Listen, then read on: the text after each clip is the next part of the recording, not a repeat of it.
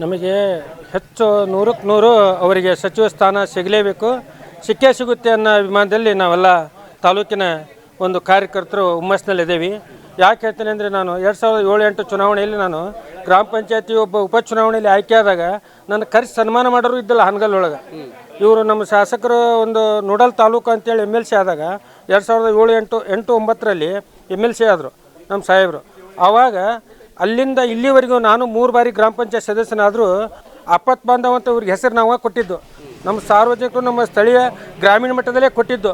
ಯಾಕೆಂದರೆ ಇವು ನಂಬಿಕೆಯಸ್ಥ ಮನುಷ್ಯ. ಆಪತ್ ಬಾಂಧವ್ಗೆ ಇನ್ನೊಂದು ಹೆಸರು ಏನಂದರೆ ನಂಬಿಕೆಯಸ್ಥ. ಇದೇ ಒಂದು ಹೆಸರಿನಿಂದ ಒಂದು ದೃಢ ಸಂಕಲ್ಪ ಹೆಜ್ಜೆ ಮಾಡಿ ಇವರು ನಡೆದರು. ಎಲ್ಲ ಹಳ್ಳಿ ಒಳಗೂ ಒಂದು ಸಂಕಲ್ಪ ಮಾಡ್ಕೊಂಡ್ರು ಸಾಹೇಬರು.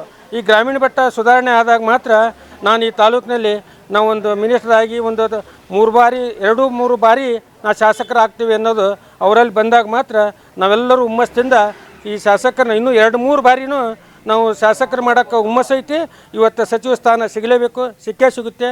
ಇವತ್ತು ರಾಜ್ಯ ರಾಷ್ಟ್ರ ಮಟ್ಟದಲ್ಲಿ ಇಂಗ್ಲೀಷ್ ನ್ಯೂಸ್ನಲ್ಲಿ ಇವತ್ತು ಬರಬೇಕಾದ್ರೆ ಹಾನಗಲ್ ಈ ನಮ್ಮ ಶ್ರೀನಿವಾಸ್ ಮಾನೆಯವರೇ ಕಾರಣ. ರಾಜ್ಯದಲ್ಲಿ 224 ಕ್ಷೇತ್ರದಲ್ಲಿ ಇವತ್ತು 135-136 ಸೀಟ್ ಬರೋಕ್ಕೆ ಕಾರಣ ನಮ್ಮ ಶಾಸಕರೇ ಅಂತೇಳಿ ಹಾನಗಲ್ಲಿಂದಾನೇ ದಿಶ್ಚೂತಿ ಅಂತೇಳಿ ನಾನು ಹೇಳೋಕ್ಕೆ ಇವತ್ತು ಇಷ್ಟಪಡ್ತೀನಿ. ತಮ್ಮ ಹೆಸರು? ಚಿದಾನಂದಯ್ಯ ಹಿರೇಮಠ, ಗ್ರಾಮ ಪಂಚಾಯತ್ ಸದಸ್ಯರು ಮಲಗುಂದ.